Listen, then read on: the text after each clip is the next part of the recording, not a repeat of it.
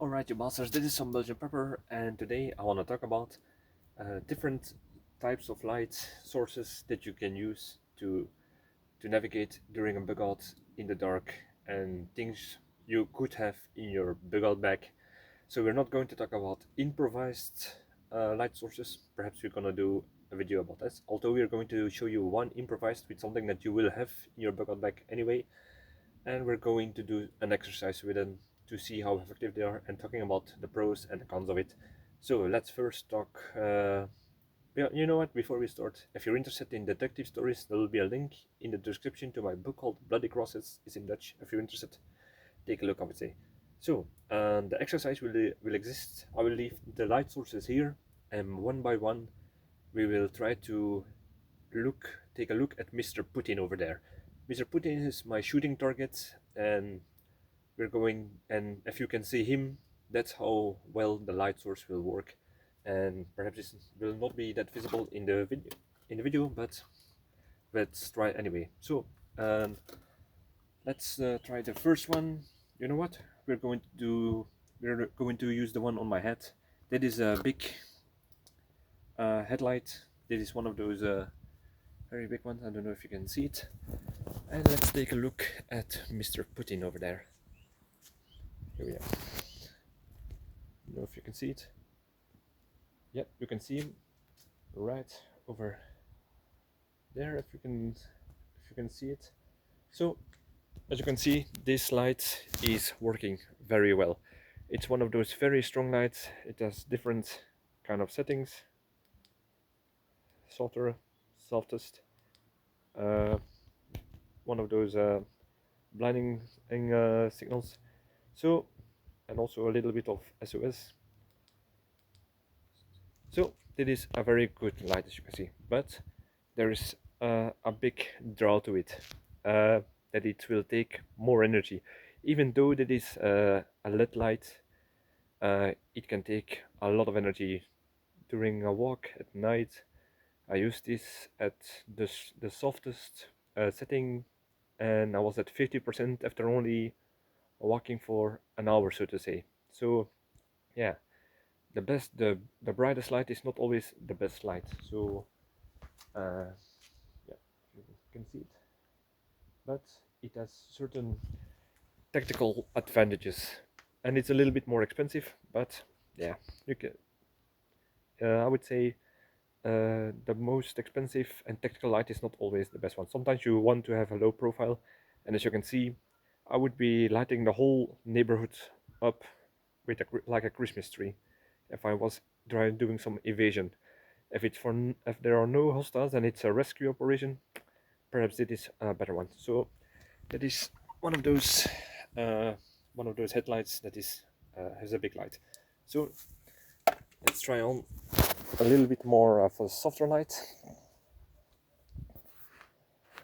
Let's see. You can see that is the light I would use during a bug out, because this is a smaller light and I can walk around here for almost a whole night on the softest setting. I don't know if you can see, and it would be sufficient. I can see around me. I will not be able to see far away, but at least I will be able to navigate in the dark. So let's see. I don't know if you can see it, but I can see Mr. Putin very well. I don't know if you can see it with the video. Yeah, with the video you can only see it from close on, but I could see him from at least 10 meters away. So yeah, it's a little bit more energy efficient, and a big difference is because it's energy. I will put this light over here for a moment. Because it's very energy efficient, it's also easier to recharge, like with one of those emergency radios, or with a hand crank or something like that, or if the opportunity comes forward, find someone where you can recharge it. So one of those smaller headlights is perhaps better than the big ones. Let's use this. As you can see, put the camera here for a moment. Yeah, That is one of those Goal Zero lights. You can make a stand light with it. And what I like about this light is it has one of those cranks on top of them. They are very energy efficient. At the lowest setting, like this, you can almost have over hundreds of hours of light. I think it's 400 on the lowest setting, but as you can see, you can have like 50%. I don't know if you can. Ah, yeah, now you can see. You can do half, or you can do full, and that is the brightest one you can do. So if you do it on the brightest like this, like both sides, full power, you will have for uh, 4 hours of light. But if you do it on like half full power, I would say it can be 8 hours. But on the smallest setting like this, you will have hundreds of hours. So let's see how well I can see Mr. Putin. Let's first try on the smallest. I cannot see him. I don't see. I can see a silhouette. Yeah, you have to be very close to see him. I don't know if you can see it, but let's do it on the. Let's do the same exercise, but now on the bigger setting. Yeah, I can see from 10 meters away, Mr. Putin. I don't know if you with the camera can see it. Yeah, you can see him. I will go back because it's difficult to film. Yeah, you can see him from 8 meters away, so that's not a big problem. So yet again, it is one of the best lamps that I ever had. It's very energy efficient. You can recharge it by its own, but you can also charge it with a solar panel, a battery, hand crank, whatever. So emergency radio. Yeah, I would say the only downside I would have with this is it's a little bit delicate, because I've dropped these things a few times, but I always had luck that it will not. How do you say this? Pieces broke off, but it was luckily nothing essential. But yeah, I would like to have seen it much more sturdier than this, but that is one of the best lamps that I ever had, I would say. So let's try the new one, another one. There's a surprise at the end, by the way. So I don't know if you can see it. I will put this lamp back on. It is one of those emergency radios. It has, yeah, right here. This is one of those hand cranks. So you can charge it. It has solar panels, but to be honest, I'm not very fond of putting solar panels. Perhaps it's handy to keep the batteries kind of charged up so they will never be 100% at zero. That way, perhaps that's the reasoning behind it. But overall, I'm very happy. And you can also use the crank to charge on some other lamps that you have by putting it in the USB. You can charge it that way. So let's see if we can see Mr. Putin this way. Oh yeah, I don't know if you can see it. I don't know if you can see it, but I can see Mr. Putin very well. I will get a little bit closer. Yeah, you can see Mr. Putin from 8 meters away. So yeah, 8 meters away means like 10 to 50 meters without the camera sight. So a little bit difficult here. So I would say be sure to have this. It is very cheap, but also very sturdy depending on what brand you buy. And I'm very happy. The only thing I would always put this in my bucket bag. The only thing I want to ask from the manufacturers is if you to make the crank in a way that you can replace it, because as you can see, these are just some pins that keeping it in place, and it is made out of plastic. So the moment it will drop, or you accidentally break it, even though it's a very hard plastic, yeah, I want to be able to put perhaps a stick through it. Perhaps I want be able to put my own screw through it, and that way find an alternative improvised way to crank it, so, or make it out of metal at least. So yeah, I would rather see that than this part being made out of plastic. That's my only downside I have for this. It's very energy efficient. It's an emergency radio, lights, and yeah, it can also as a sort of, I would say that's also a downside of this. Some people will use this as a power bank, but it's better to charge it directly instead of relying on it as a power bank, because it is not strong enough in amp to charge my phone, so to say. So it, for some reason, there is a safety thing that always pulls off, and yeah, I would say for that not good, but always keep this in your backup bag. Uh, Another one that we have is one of those hand crank uh, uh, torches, and as you can see, this is also a hand crank, yet again made out of plastic. For the love of God, manufacturers, try to make this that you can repair it yourself, and don't make it out of plastic. Made it out of metal or something. So it is also one of the lights. It has several settings, SOS settings. So yeah, that is just a normal light. I can see put in from here just fine. I don't know if you can see it with the camera, but from 50 meters away I can see Mr. Putin very well. It is also a very sturdy one. It is has one of those thick rubber around here. The body is also made out of a firm plastic. It's water resistant, and what I also do is like one of those glow in the dark tapes I put around it, so in case I drop my lamp and it's not on, I can at least find it in the dark back. I don't know if you, I don't if you can see it. Yeah, it's kind of hard because it was in a backpack, and yeah, it did not got enough UV light to charge in the dark, for charging in the dark. So yeah, leave it leave it before dark a little bit in the sun is what I'm trying to say. And it's also very cheap, and that is very rare because a lot of these kind of lamps, they are they break easily for this kind of price. But I'm very happy with this kind of brand. If you're interested, it is Dynamo 300 waterproof. So yeah, also has something to hang on to. Another thing is my night vision. Yeah, night vision I will not have to show you because I can see from with this night vision from 100 meters away on the strongest setting, and of course with I'll perhaps put it on a little bit just for shits and giggles. So I can just put it on my head. My hands are free, but the only downside is batteries. And there's one thing that I hate, and that is battery life.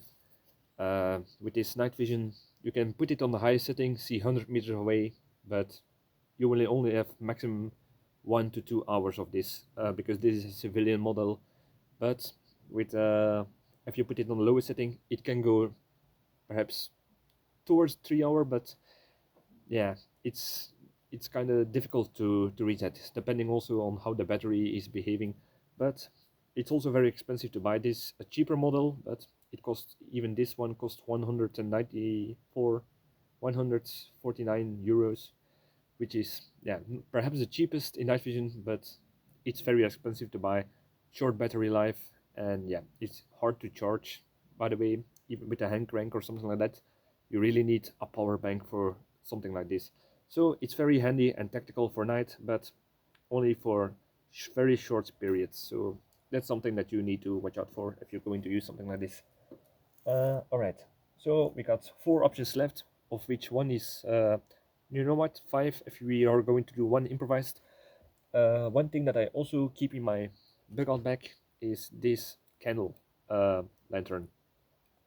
And the reason why is because, yeah, small candles you can find everywhere. These are very cheap. Everyone has has this in their house. Even if your batteries are down, you can still rely on this. And it also has a flat bed where you can keep your coffee mug on top of it to keep your drinks hot, or to, if you have one of those ponchos or wooden blankets, put on top of it, put this candle holder beneath it, and you can warm your hands even if it's snowing. So I made a video about this technique to stay warm if you only have a poncho and or a woolen blanket. to keep your hands and your face from freezing. So let's see how well this will perform. As you can see, oh yeah, I need to put out the lights. So let's see. I cannot see Mr. Pudding. Yeah, this is only a candlelight, a tea candlelight. Yeah, now I can see Mr. Pudding, and we're like 3 meters away. Yeah, with the camera you will only see it from this distance, but yeah, I can just see fine with this from 3 to 5 meters if it's really dark. But yeah, it's only a tea light candle, so this is, I will put it down. So this is more handy for during like inside of a building, or you have to lay low for evasion or something. And yeah, tea light candles you can find everywhere. You can even improvise a tea light candle if you have wax and something that can use as a sort of wick, and you can improvise these yourself.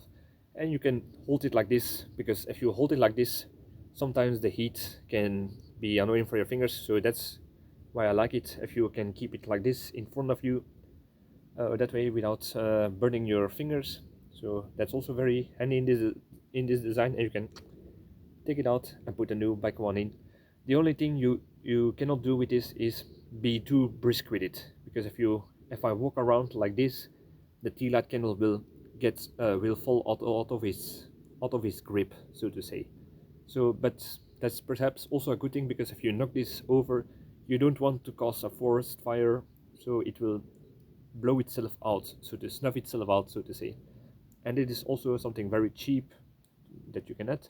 You can get you can get other types of candle holders just fine in thrift stores, where you can put tea light candles inside of them, or other types of candles.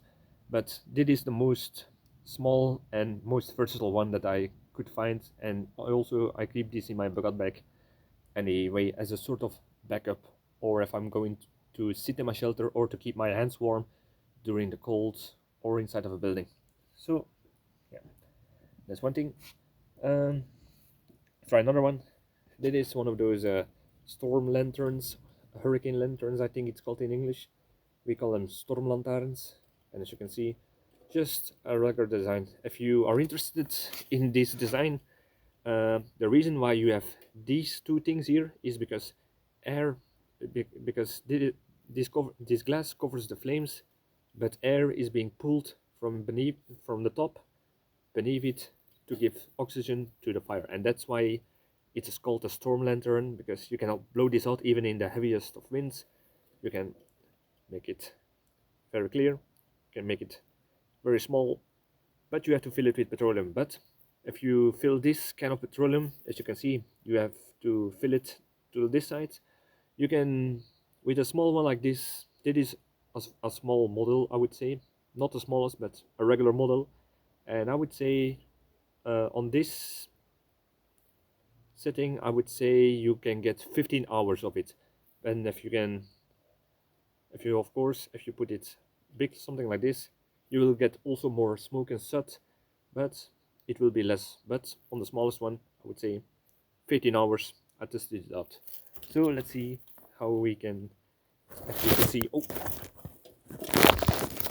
if we can see Mr. Putler, Mr. Putin. So let's first try on the smallest setting.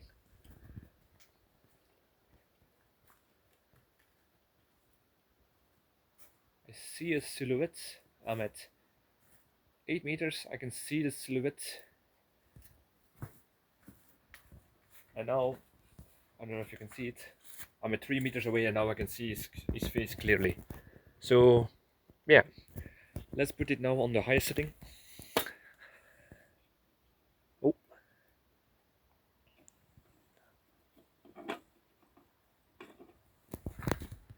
Ooh.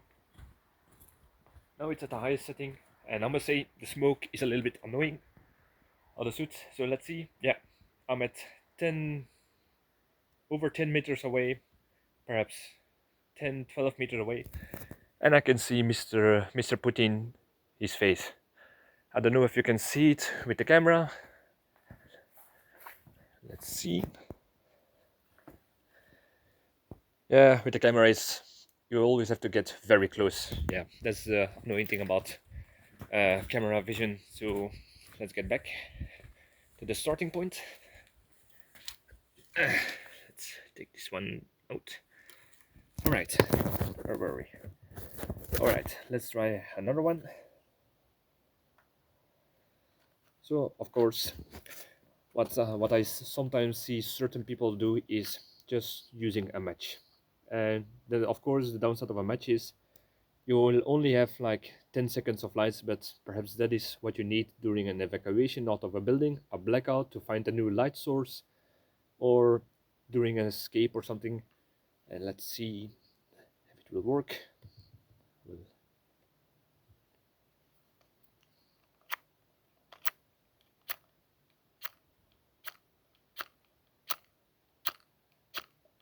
Ah, damn it.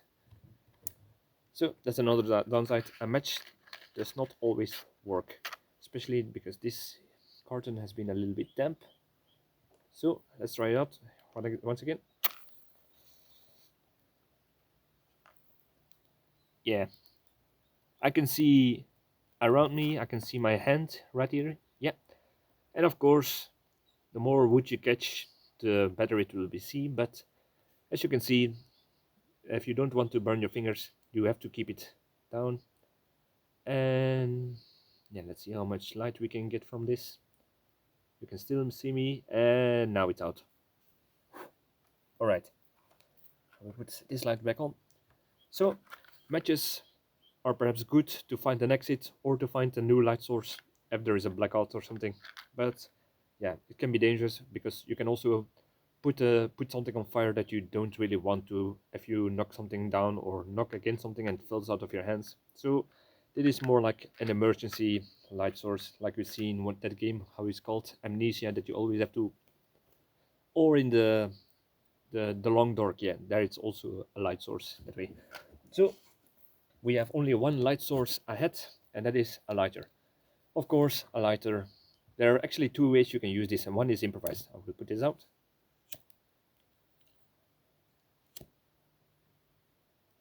Yeah, this is not the best lighter. I can see my hand around here. I don't know if you can see it with the camera, but there's another type, and I would say this is a better use of light to find an exit or a new type of light source if you only have a lighter. Perhaps people who smoke have them and during a blackout or something, but you can use it like in that movie where you can see where one person has tried to find the exit in the dark by flashing a camera with the flashing light, and that way he found his way out of the building. But you can do the same thing with this, because even if you don't have fuel or you don't have fuel enough to walk around with a lighter that is on, or if it's totally empty, there's still one thing you can do if there's a little bit of juice inside of it, and that's this. As you can see, there is still some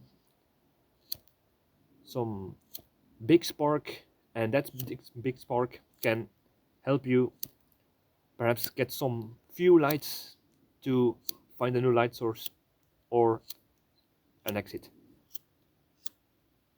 As you can see, my hands,